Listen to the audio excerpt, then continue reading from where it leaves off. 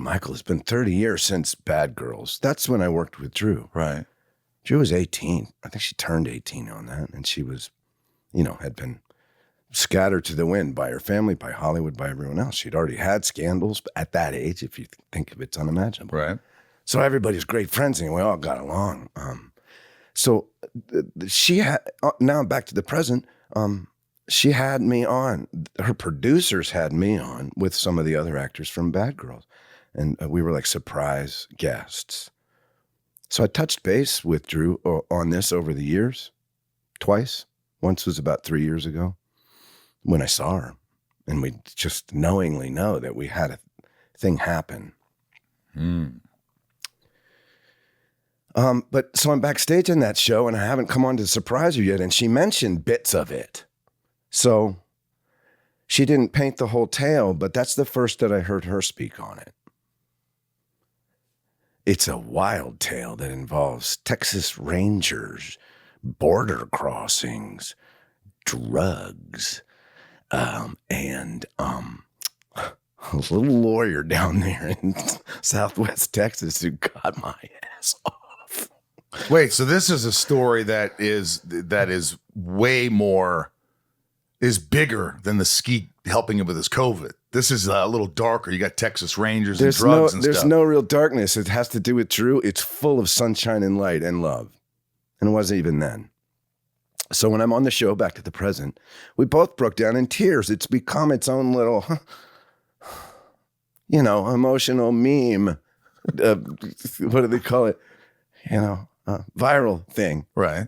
Like people really loved it and we had a real moment. But we didn't discuss it on air. But there's a very real moment captured on her show where we're talking about it. And she's saying things like, you really looked after me. You were so kind to me. And that's as far as you'll go with it. It's really hard to say. Because everyone's fine and nobody hurt anyone.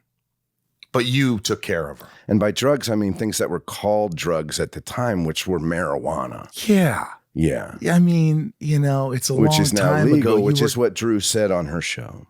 Right. So she did touch on that. But at the time. So you saved her. She was doing drugs and she was in trouble with Texas Rangers. That's what I'm gathering. And you helped her get out of it. I would say, like many film sets, certainly in the 90s, pot and alcohol were extremely prevalent. Right. Of course. Yeah. And I was still a drinker at the time. And hey ho.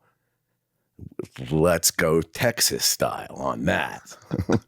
And that was a huge contributing factor to how things went that night. I'm just going to tee it up, I think. Tee it up. I don't think I'm really tell how it went. You should have Drew on. Do you think Drew would come on and tell the story? No, not a chance. She doesn't even know me. I could tell Drew was ready to tell that story. Really? Everyone's innocent. You know what I mean? It wasn't like...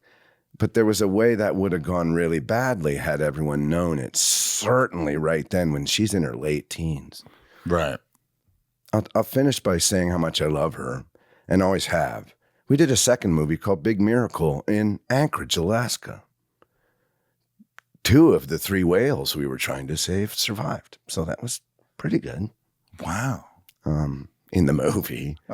Yeah. Well, the other one didn't make it, which still hurts. Yeah. Because we tried. You have a propensity for helping. Like have you always been like that since you were a kid? Was it how you were raised?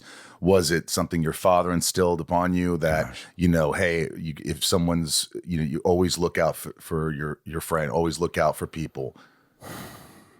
Well, gosh, amazing question. And I'm glad you touched on my dad, the kindest, most caring person I can think of. He died about 2 years ago, a little more. No, we miss him terribly. Oh, but my God. Good time to go by that age. Mom's still around. And how old was he? He was 2 days older than 90, so he had a nice round number in mind. Yeah, good for him. Good for him. Yeah.